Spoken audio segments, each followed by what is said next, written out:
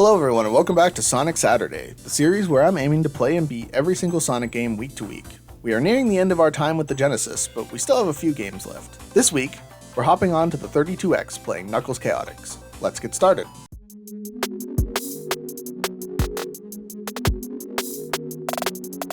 Knuckles CHAOTIX is a very interesting entry in the Sonic series. All of the DNA of 2D Sonic is here, except virtually nothing that feels familiar.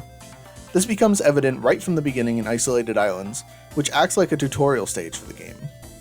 Another first for Sonic games is the tutorial itself. The biggest addition though is the partner mechanic. But this isn't like Tails in the other games. You're connected to your partner here. This can be super cumbersome at first, but you slowly but surely get more and more used to it. It can still be frustrating sometimes, because the partner AI is idiotic and can sometimes forget that it's supposed to perform the same move as you, and its delayed reaction can sometimes lead to falling a lot farther than you'd want to in certain levels. If there's one thing that sticks out in this game more than anything though, it is fast. Like, extremely fast. I felt like I was blazing through the zones, and the rate at which everything moved felt overwhelming at times because of the reaction speed needed.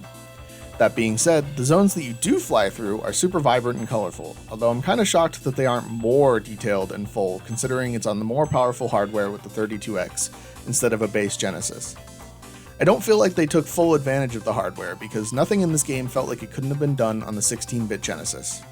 This isn't to say anything was bad by any means, I just think that they could have done a little bit more because of the better hardware. This applies especially to Team CHAOTIX, whose designs were super cool and fit right into the world of Sonic super easily while also standing out on their own and being distinct. The other newest addition that I really enjoyed was this was the first game I've played with a hub world. Here you can change your partner, and in another room you can decide which level you're going to next via a randomizer, which I honestly think was really refreshing after such linear games before. Not knowing where you're going next made the game feel way more refreshing and exciting and kept the game fresh. Having the final boss fights also happen here was a great idea. Speaking of boss fights, I found them to be really annoying with the partner mechanic. Having to deal with the game's really sketchy physics mixed with the sometimes unfair boss movements made each boss fight more frustrating than anything. Not even necessarily hard in pure difficulty, but harder than it needed to be because of the way the game's mechanics work in relation to the technology available. This is going to sound super funny and is going to show my age quite a bit, but the special stages in this game reminded me a lot of Run from Cool Math Games. And it's that connection that honestly made these special stages the easiest for me, since I have quite a bit of experience in Run. This, however, did not translate over to the special stages, which honestly had such a weird perspective that I couldn't wrap my head around it, and I was in that space and ended up failing like almost right away every single time. Music was something that I felt didn't particularly stand out to me, but it wasn't super bad either, just mostly background music, with no particular track standing out on its own, and not any particular one that I would listen to on a casual basis. Maybe with a couple more listens I would stick more, but it usually isn't the case with Sonic soundtracks.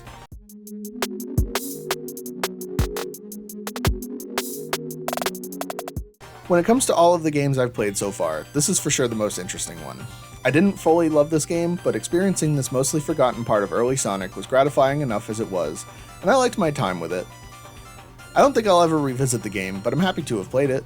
And what do you think of Knuckles CHAOTIX? Let me know in the comments below, and don't forget to subscribe while you're down there. Thanks for watching!